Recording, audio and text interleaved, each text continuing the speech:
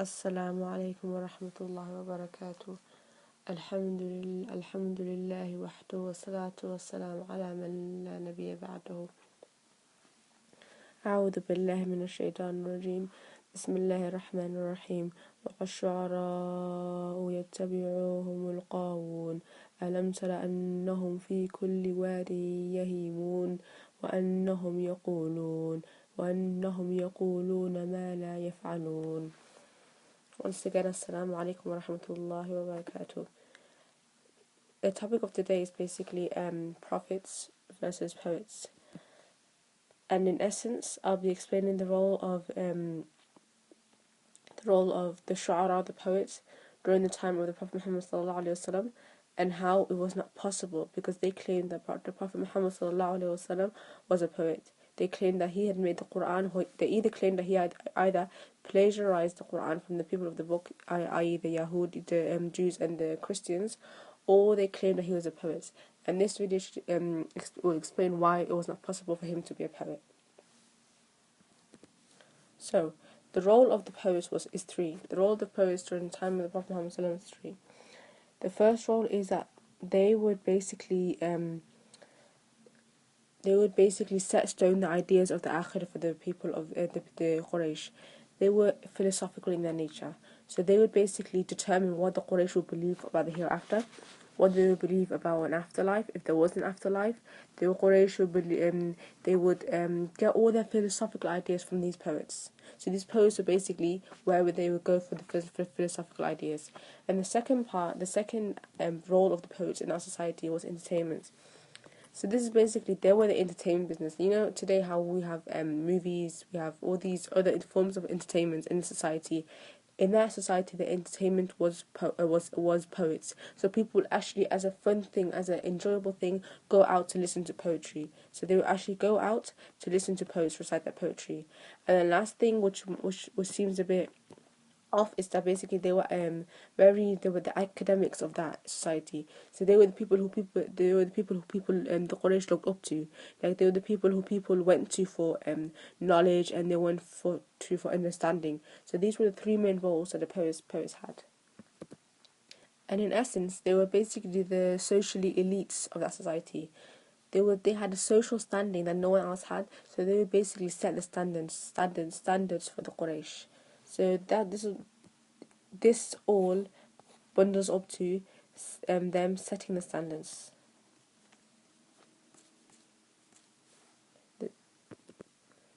So the poets, they needed two things, and if they didn't have these two things, they would quit.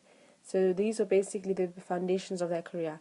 And the first thing is that they needed from the people is that they wanted a fan base. They wanted people to actually recognize them. They wanted people to go and applaud them. They wanted people to go and listen to them. They wanted people. This is what they wanted. They wanted a fan base around them. And the second thing that they wanted was money. So they wanted the money from the people, obviously, because this was their entertainment. So obviously we're not going to do it for free. So these two factors are something that you need to keep in mind in order to understand how this links in with our Prophet Muhammad sallallahu alaihi wasallam, because it's very important to understand. The Quraysh claimed that the Prophet Muhammad sallallahu alaihi wasallam was a poet. So the Quran was poetry, but we know these two things of poets. We know that they seek a fan base, so they seek recognition, and we know that they want the people's money. This is what they want. But did the Prophet Muhammad sallallahu alaihi wasallam have a big fan base? No, he didn't have a big fan base. Not many people believed. Even if you look at the Mecca, the Sirah, you go to the Mecca, the region, at the time before the migration, you look, there was not many Muslims. The Muslims were not big in number. They were very small, and and this is so beautiful because in the same surah, Allah subhanahu wa ta'ala talks about other prophets, and He talks about prophets such as Nuh alayhi salam and Lut alayhi salam, Shu'aib alayhi salam.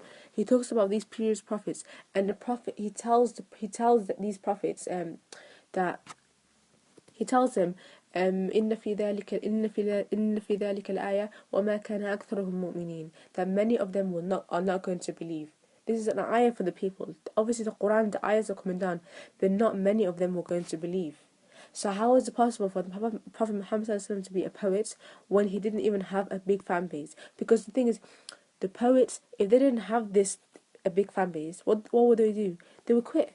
They would give up, because the thing is, this was their earning, this was their life, and if they see that people are not interested in them, they quit.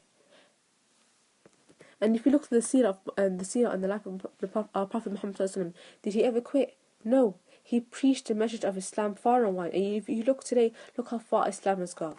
He preached the message of Islam. He did not quit. The number did not put him down. He carried on preaching the message because the ayahs of Allah subhanahu wa ta'ala were coming down. The ayahs were telling him to keep on going, to preach the message, to recite the Quran upon the people.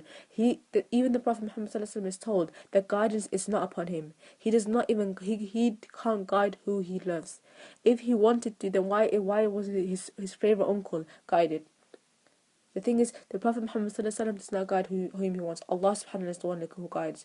And guidance, it belongs to Allah subhanahu wa ta'ala. He chooses whom he pleases from his slaves. And the second thing was money.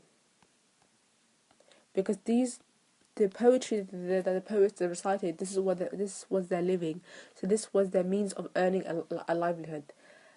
And if the Prophet Muhammad ﷺ was a poet, because the Quraysh claimed him to be a poet, then why did he never ever in his whole life ask for money? He never ever asked for money when he recited the Quran. He never seeked money from people. And they're saying he wants our money. But even in the same surah of Shu'ara, which is surah number 26, all the prophets, they say the same thing. And they say the same, what they say is that, and they say, وَمَا أَسْأَلُكُمْ عَلَيْهِ مِنْ أَجْرٍ, that I don't ask any reward from you.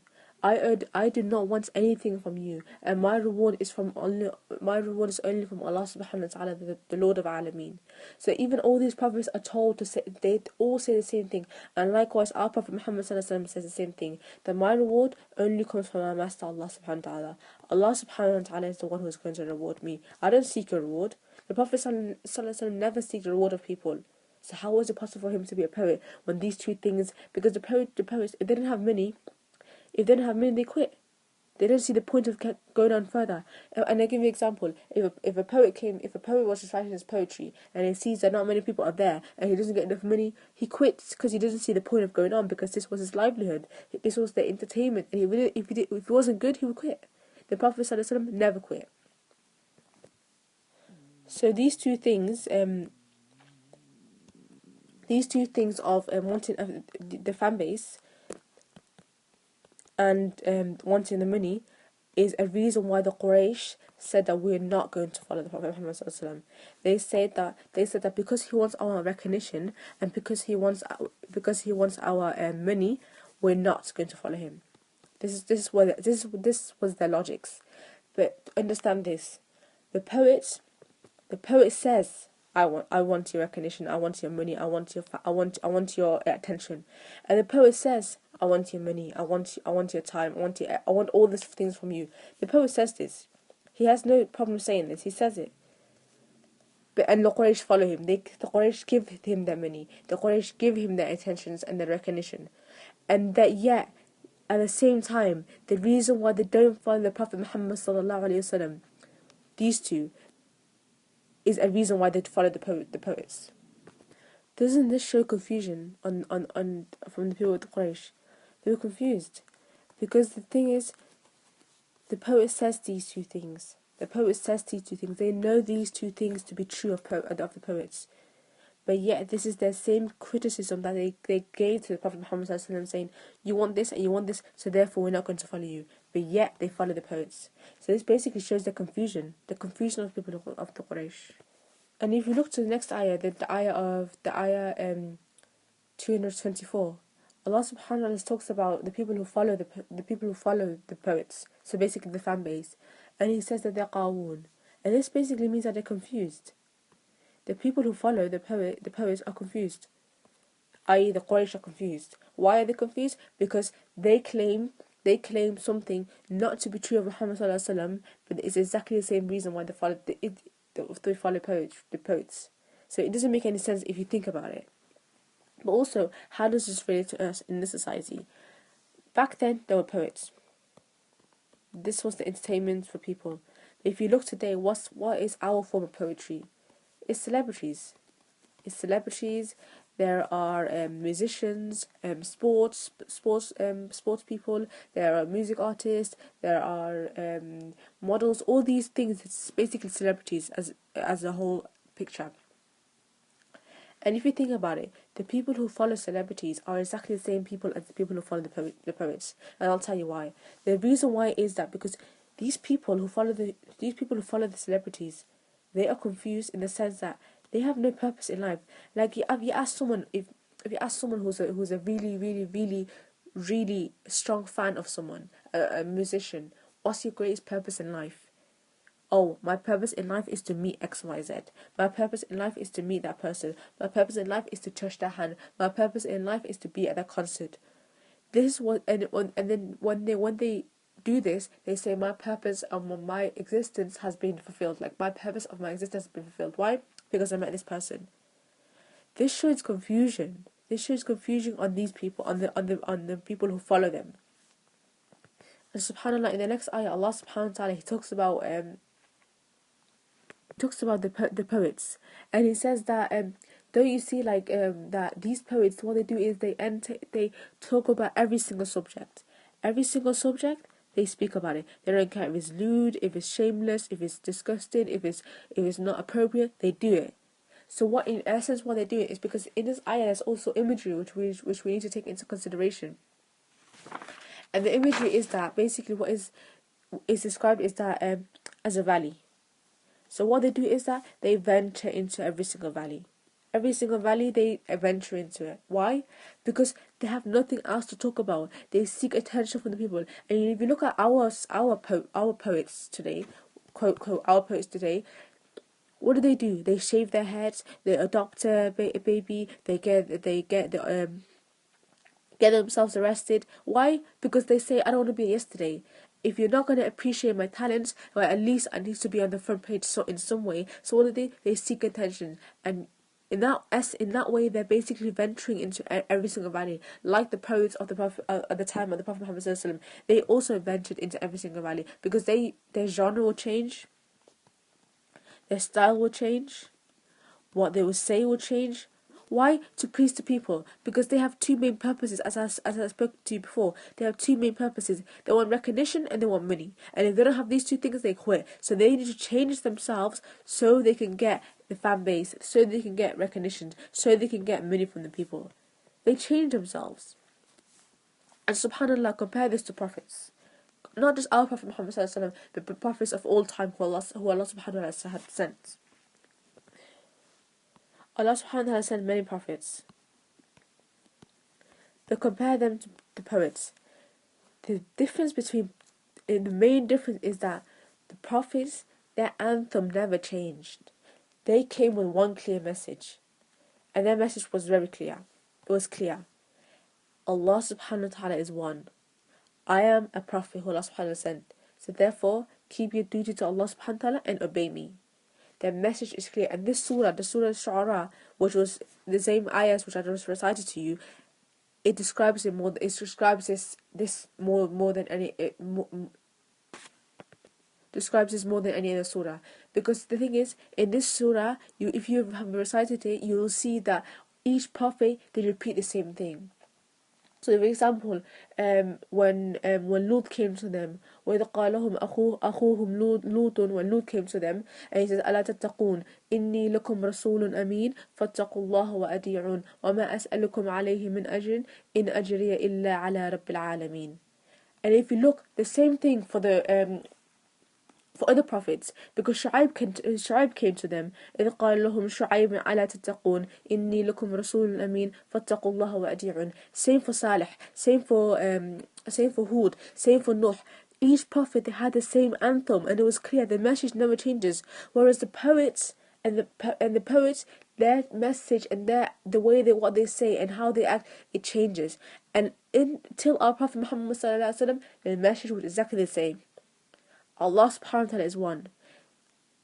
I am your prophet, obey me. It was clear. And subhanAllah, compare this to poetry. The poets, they would venture into every single valley, and it's so important because in this ayah there's imagery also. So if someone is basically if someone is basically venturing into every single valley, then in essence, how the ayah describes it, or the imagery of it, is that they're basically going down the valley, yeah? And when they go down the valley, there's many dangers. You don't know what's down there, because obviously it's easier for someone to go up than to go down. It's harder for them to go down because there's no stability. And then also, you don't know what's down there, so why are you going down? And in the imagery sense, what you're doing is you're humiliating yourself. You're going down to humiliation. And this is what poets do. They don't know if what they're going to do, if they change, if, like, for example, if I change this could either make me more famous, or it can humiliate me. But they do it anyway because they want the fan base and they want the two things which I described in the beginning. And that's why I say those two things are so important for you to remember, because these two things were two things that the Prophet Muhammad ﷺ never ever did. And lastly, on an ending note, is that this surah, basically the surah of Shu'ara, number 26, what it is that at the beginning it describes the story of Musa alayhi salam, and the snake with the magicians. And what did they say? What did the magicians say? They said, قالوا آمنا برب العالمين رب موسى وهارون. They believed in the Lord of Alameen and Lord of Musa and Harun. And this is so important because they knew the limits of magics. They knew the limit of that magic had. They knew that magic was not what Musa was doing. And likewise, the poets know that the Quran is not from a man. They know that the Quran is not from Muhammad sallallahu alaihi wasallam, and they know that the Quran is from a higher power. Subhanallah. And by this we finish. Assalamu alaikum wa rahmatullahi wa barakatuh.